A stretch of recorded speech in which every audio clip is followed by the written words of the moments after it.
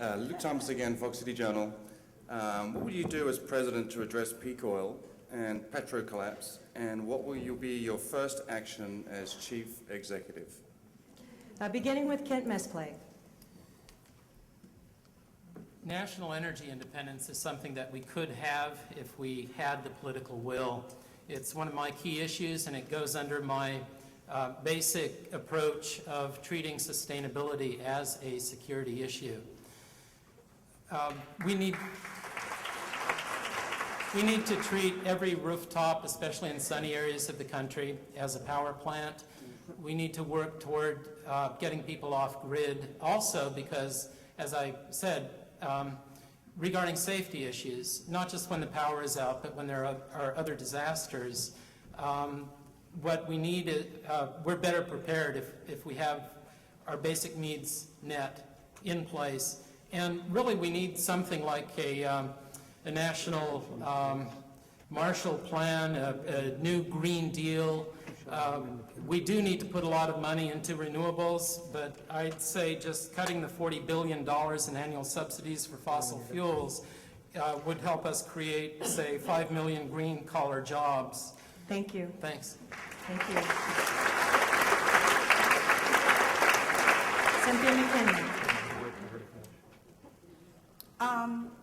I basically would just adopt a policy, leave the oil in the soil, and then our energy policy would utilize all of the green technologies that exist around the world. We could institute a jobs program by having manufacturing plants in underserved areas that would manufacture this green technology. I would also make sure that we change the name of the Department of State to the Department of Peace. I would bring our troops home. I would do a lot of things concomitantly.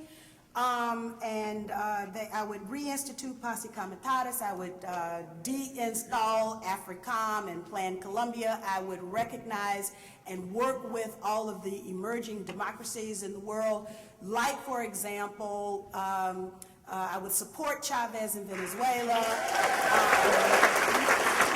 and Morales in Bolivia, and Korea, and Ecuador, and all of those countries that have demonstrated that people power works, and I would get the U.S. military out of Africa.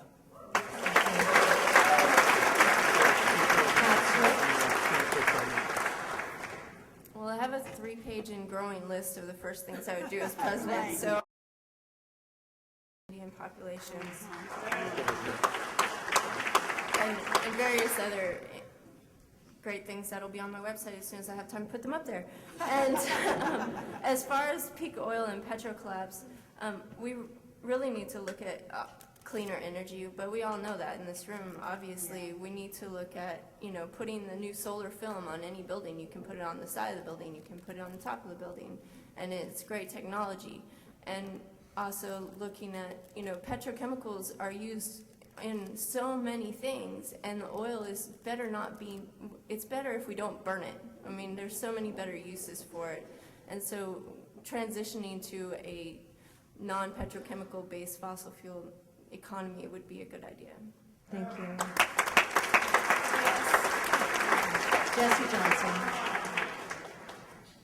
Well, petrochemical has had a free ride for far too long. All fossil fuels have.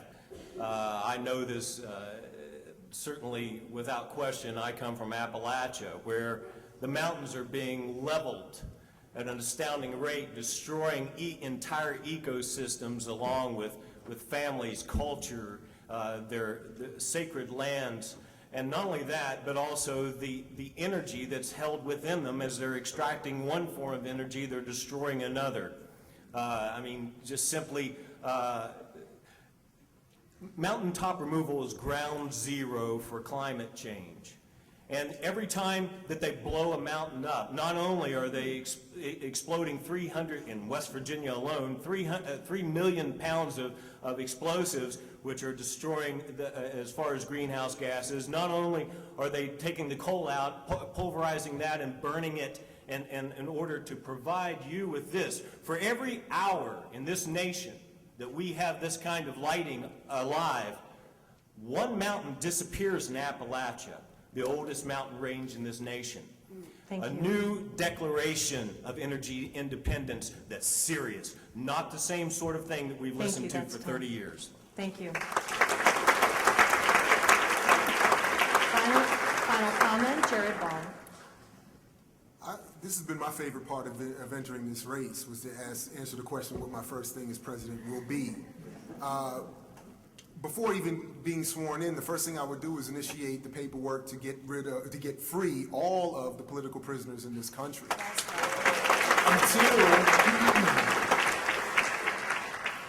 Until we deal with political prisoners, the mass incarceration of people in this country, the gross inequalities in wealth and income and access to health care, until we deal with the people first, none of the other issues can be used as an organizational tool. With all respect to the environmental concerns, which I take very seriously, we can't address them until we deal with the people first. So I would get free all of those political prisoners and initiate as part of that a reparations not only to them personally, but to all those majority of the country in the world who have been disenfranchised, stolen from, genocidally dealt with, and so on. That would reconstitute our relationship with our environment and with the natural world. And then I would convene a panel, which would consist of most of the people up here right now, to figure out what to do specifically with the environment. Thank you. Thank you. That concludes the first part of our program, a media panel. A round of applause for our members of the media. Thank you very much.